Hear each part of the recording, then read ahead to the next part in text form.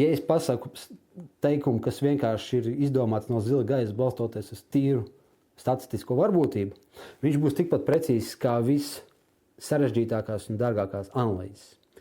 Un tāpēc profesionāls analīzes, teiksim, tāda disciplīna ir šausmīgi garlaicīga, bet ja jūs gribat vienkārši pierādīt savu ego, jums nav jānodarbojas ar finanšu tirgiem, bet jāpiedalās kaut kādā realitātes vai talantu šovā vai citos brīnumos, kur visādiem mulāpiem vajag sev apliecināt. To labāk nedariet.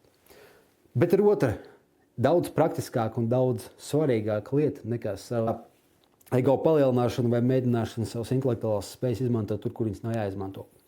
Ja jūs tiešām veiksmīgi gribat ieguldīt, jums nevajag būt labam finanšu tirgus prognozētājam. Tirgu prognozēšana ir pilnīgākā laika izšķiešana, tāpēc, ka viņa nav nekāda sakara ar veiksmīgu ieguldīšanu vai treidošanu. Un kāpēc tas tā ir? Iemesls ir vienkāršs.